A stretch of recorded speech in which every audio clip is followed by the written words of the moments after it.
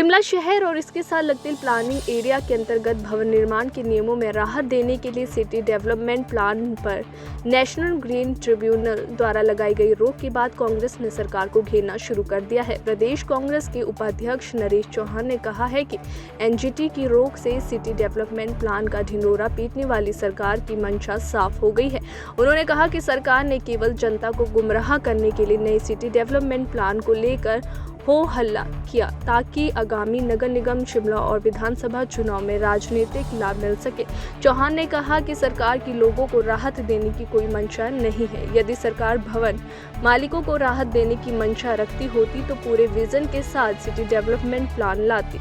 इसके साथ ही जो भी पेंच फंसे हैं उसको लेकर या तो सुप्रीम कोर्ट जाती या फिर एनजीटी के समक्ष पक्ष रखते हुए मसले का जनहित में सुलझाती, जबकि ऐसा नहीं किया गया। उन्होंने कहा कि एनजीटी की रोक से सरकार और शहरी विकास विभाग की कार्यशैली की पोल खुल गई है। नरेश चौहान ने कहा कि शहरी विकास सुरेश भारद्वाज को पूरे मसले पर स्थिति स्पष्ट करनी चाहिए। नरेश चौहान ने आगे कहा कि प्रदेश में लगातार पेपर लीक होने के मामले सामने आ रहे हैं। इसके पीछे एक माफिया काम कर रहा है। पुलिस ने पेपर का पर्चा तैयार किया, परीक्षा कंडक्ट की और उसका पेपर लीक हो गया। उन्होंने कहा कि इसमें करोड़ों रुपए का घोटाला हुआ है।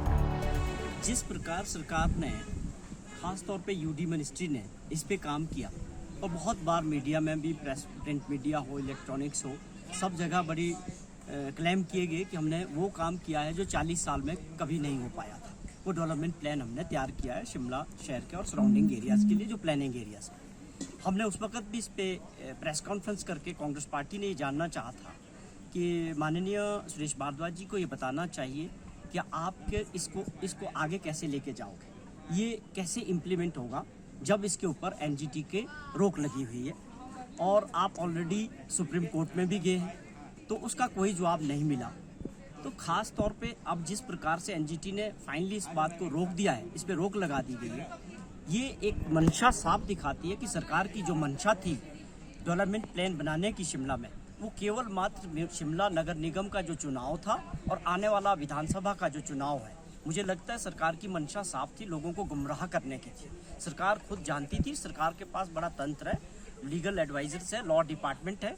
तो हमने जब बार बार पूछा था, मीडिया के जरिए भी आप लोगों ने भी क्वेश्चन किए थे कि आगे कैसे बढ़ेगा, आपका क्या मॉडल रहेगा कि आप इसको नोटिफाई करोगे और क्या आप इसको एनजीटी से वेट कराओगे या आप सुप्रीम कोर्ट में जाओगे, तो किसी के पास कोई जवाब नहीं था। तो कांग्रेस पार्टी ये समझती है कि सरकार की एक शिमला की जनता के साथ धोखा किया है, गुमराह किया है और इसके पीछे मंशा साफ है, क्योंकि ये चुनाव वर्ष है, चुनाव के लिए जाने की बात थी और हम इसको समझते थे कि इस प्रकार से शिमला के लोगों को राहत मिलने वाली नहीं है। इसमें सरकार की एक और कारगुजारी सामने आती है, जो इनके प्रशासनिक अधिकारी है, ब्यूरोक्रेट्स है, या इनको ये मिसगाइड करते हैं या इनको इसकी समझ नहीं है। तो अल्टीमेटली ये जिस प्रकार से ये डीपी जो एनजीटी ने स्टे किया है, तो ये अपने आप में सरकार की और यूडी मिनिस्टर की कार्यशैली पे एक बहुत बड़ा क्वेश्चन मार्क